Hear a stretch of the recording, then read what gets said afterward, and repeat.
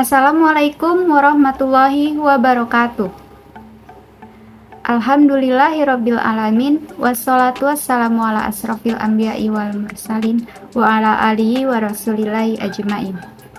Kami dari kelompok 2 yang beranggotakan saya Saniyah Dani, Anissa Febriani Saragi, Asri Nur Haji Jarahman, Nova Kartika, dan Rifka.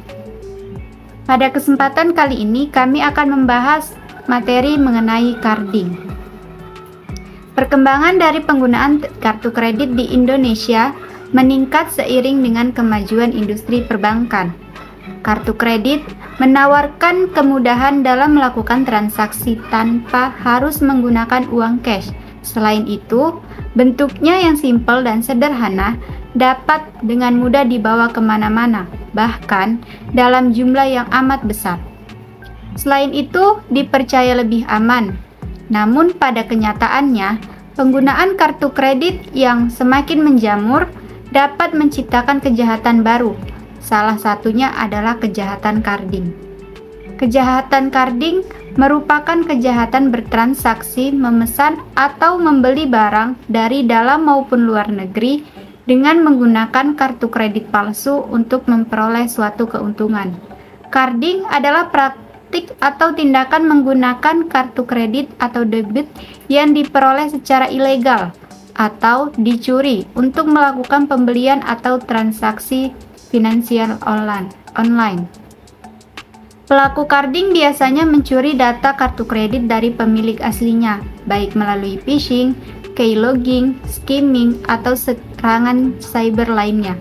Setelah mendapatkan data kartu kredit, pelaku carding dapat menggunakannya untuk membeli barang atau layanan secara online atau mentransfer uang ke rekening mereka sendiri. Dalam beberapa kasus, mereka juga dapat menjual data kartu kredit kepada orang lain di pasar gelap. Baiklah, saya akan melanjutkan penjelasan dari teman saya, yaitu kegiatan carding dianggap ilegal dan dapat dikenakan sanksi pidana berat, termasuk penjara dan denda yang besar. Karena itu, penting bagi individu untuk melindungi informasi pribadi mereka dengan cara seperti tidak membagikan informasi kartu kredit kepada orang lain, menggunakan password yang kuat untuk akun online, dan memonitor aktivitas transaksi mereka secara teratur. Berdasarkan penelitian Clear Commerce Inc., sebuah perusahaan teknologi informasi di Texas, Amerika Serikat, disebutkan bahwa Indonesia menempati posisi kedua dengan jumlah pelaku kejahatan kartu kredit atau yang dikenal dengan sebutan carder. Indonesia menempati jumlah pelaku terbanyak di dunia setelah Ukraina. Hal ini menyebabkan banyak situs belanja online memblokir alamat IP yang berasal dari Indonesia. Wakil Kepala Bidang Informatika KADIN, Romi Al-Katiri, mengatakan bahwa penyalahgunaan kartu kredit orang lain di internet merupakan kasus kejahatan cybercrime terbesar yang berkaitan dengan bisnis online di Indonesia. Kriminalisasi terhadap kejahatan carding dalam hukum pidana Indonesia adalah tindakan yang pada awalnya bukan merupakan tindakan pidana, lalu diklasifikasikan sebagai tindak pidana dari yang berwenang. Kejahatan carding sangat awam di masyarakat, sehingga banyak yang menganggap kejahatan carding ini bukan sebagai tindak pidana.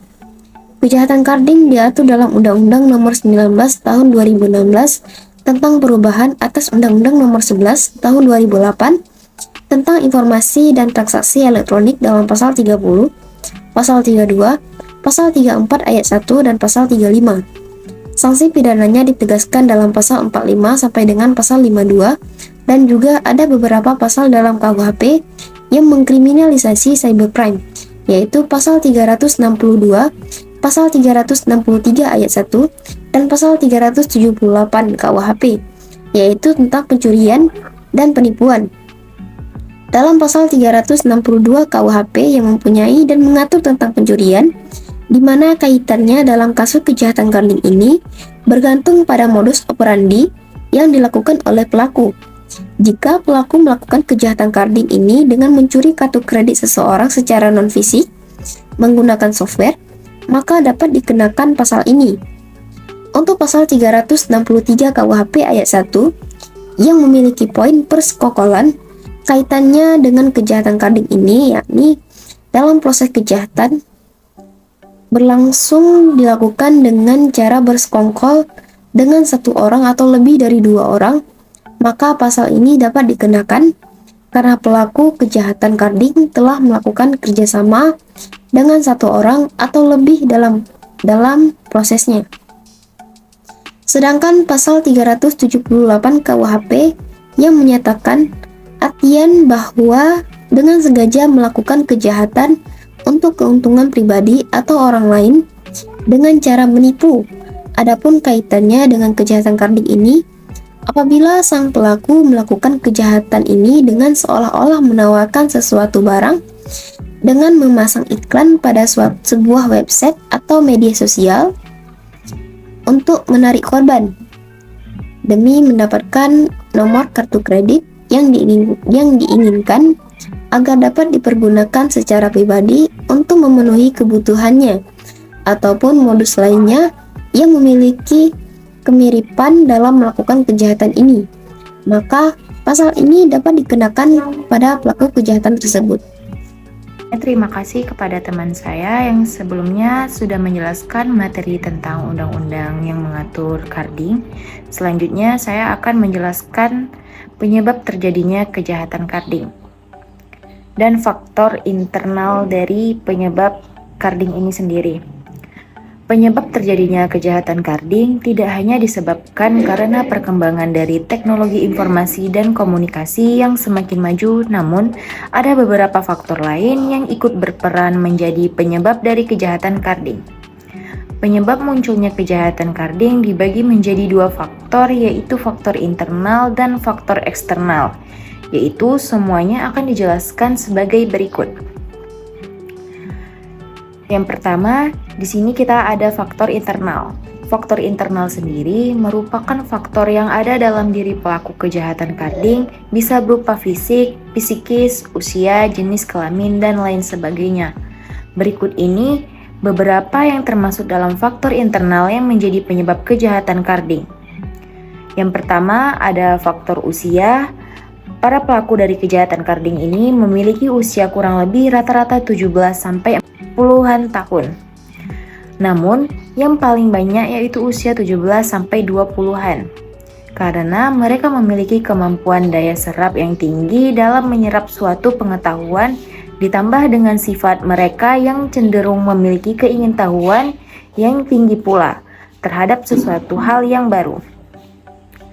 Yang kedua, ada faktor pendidikan. Setelah faktor usia yang menjadi faktor internal penyebab kejahatan carding, selanjutnya ada faktor pendidikan. Faktor pendidikan merupakan faktor penting terhadap penyebab kejahatan carding karena pelaku kejahatan ini cenderung memiliki pendidikan yang tinggi. Artinya, pada umumnya mereka memiliki kemampuan intelektual yang mumpuni, terutama dalam bidang teknik informasi dan penguasaan komputer. Semakin tinggi kemampuan intelektual dalam bidang informasi dan penguasaan komputer seorang pelaku kejahatan carding, maka akan semakin lihai mereka dalam melakukan aksi kejahatannya, dan terkadang akan lebih sulit untuk ditangkap. Selanjutnya, faktor percaya diri. Pelaku kejahatan carding cenderung merasa percaya diri bahwa kemampuan dan kepengetahuannya sudah cukup untuk melakukan kejahatan ini. Mereka mempunyai tingkat kepercayaan yang tinggi untuk segera mencoba melakukan kejahatan ini dengan tujuan mendapatkan keuntungan tanpa takut tertangkap oleh polisi. Dan yang terakhir ada faktor peluang. Yang terakhir adalah faktor peluang, maksudnya bahwa pelaku kejahatan carding memanfaatkan peluang sebaik mungkin agar dapat memperoleh data-data yang diinginkan. Dengan berbekal kepengetahuan yang telah dipelajari, mereka dapat melakukan kejahatan carding dengan berbagai cara dan memungkinkan sehingga dapat memperhitungkan peluang yang diperoleh dengan baik. Sekian materi dari saya, selanjutnya faktor eksternal akan dilanjutkan oleh teman saya. Baik, saya Nova Kartika akan melanjutkan materi dari ASRI yaitu faktor eksternal. Faktor eksternal merupakan faktor yang berada di luar dari pelaku kejahatan carding, biasanya terletak pada lingkungannya. Berikut ini beberapa faktor yang termasuk ke dalam faktor eksternal penyebab kejahatan carding adalah sebagai berikut. 1. Faktor perkembangan teknologi. Perkembangan teknologi, khususnya teknologi informasi dan komunikasi, selain memberikan dampak positif juga memberikan dampak negatif terhadap masyarakat di seluruh dunia karena selain dapat mengubah perilaku dan peradaban manusia serta menyebabkan perubahan sosial, perkembangan teknologi informasi yang meningkat membuat dunia menjadi tanpa batas sehingga banyak muncul kejahatan baru yang memanfaatkan internet sebagai modus operandi. Salah satunya adalah kejahatan carding. Kedua, faktor ekonomi. Faktor ekonomi merupakan faktor yang paling banyak dijadikan alasan untuk mendorong seseorang melakukan kejahatan. Ketiga, yaitu faktor kesadaran hukum masyarakat.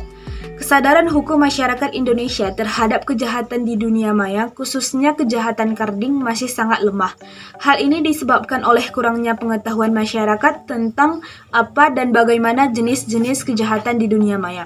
Pengetahuan dan pemahaman terhadap kejahatan ini sangat dibutuhkan supaya masyarakat lebih waspada atau lebih peka terhadap kejahatan di dunia maya, khususnya kejahatan carding.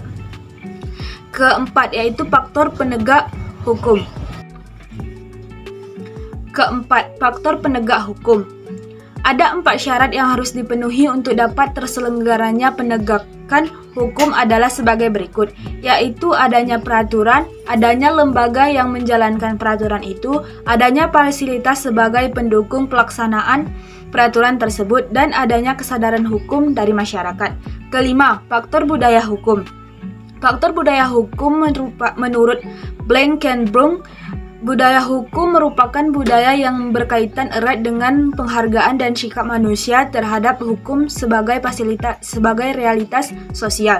Budaya hukum bukan hanya suatu bentuk dan tingkah laku dan pemikiran yang terlepas, namun suatu nilai sosial dan sikap-sikap atau tindakan-tindakan yang berhubungan dengan hukum yang diajukan oleh kelompok-kelompok etnis, ras, agama, dan kelas sosial.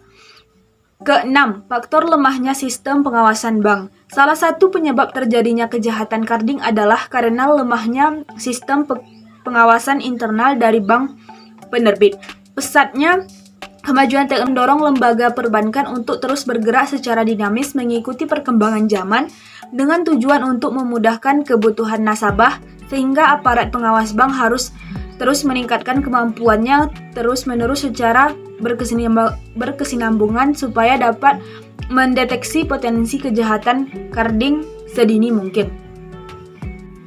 Baik, selanjutnya contoh kasus dari carding yaitu raup ratusan juta rupiah, 3 pelaku kejahatan carding ditangkap polisi.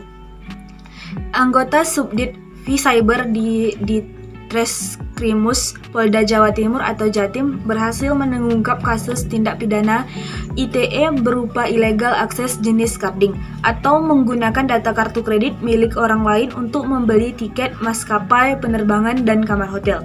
Dalam kasus ini, polisi meringkus 3 tersangka.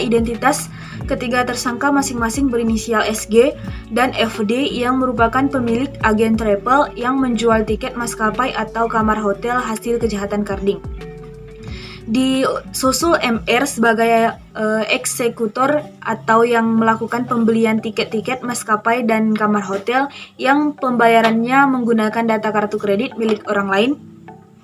Kepala Bidang Humas Polda Jatim, Kombes Trunoyudo Wisnu Andiko menjelaskan kasus itu berawal ketika tersangka SG dan FD membuka usaha agen travel dengan iming-iming promo tiket diskon 20% sampai 30%, di mana media promosinya melalui akun Instagram atas nama @cn.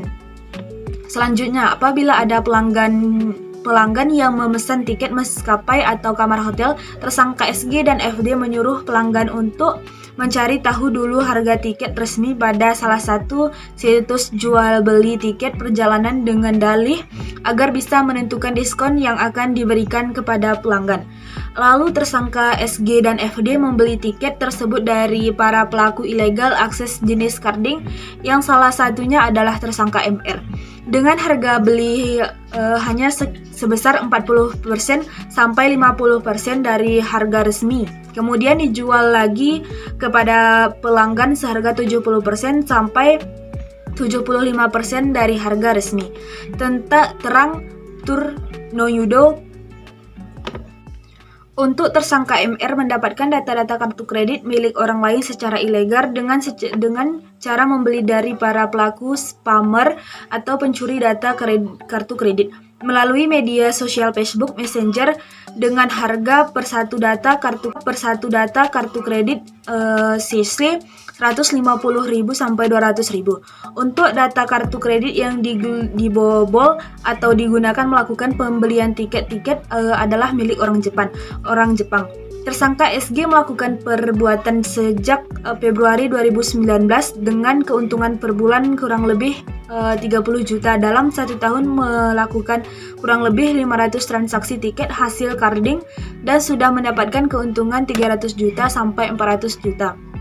Sedangkan tersangka FD melakukan perbuatan sejak awal 2018 dengan keuntungan per bulan kurang lebih 10 juta. Dalam 2 tahun melakukan kurang lebih 400 transaksi tiket hasil carding dan sudah mendapatkan keuntungan 240 juta. Untuk tersangka MR melakukan perbuatan sejak Maret 2019 dengan keuntungan per bulan kurang lebih 20 juta. Dalam kurun waktu 1 tahun melakukan perbuatan carding sekitar 500 transaksi tiket hasil carding dan sudah mendapatkan keuntungan 240 juta. Para tersangka akan dijerat pasal 32 ayat 1 Pasal 48 ayat 1 UU RI nomor 19 tahun 2016 tentang perubahan atas UU RI nomor 11 tahun 2008 tentang informasi transaksi elektronik, pasal 55 ayat 1 KUHP dan pasal 56 KUHP.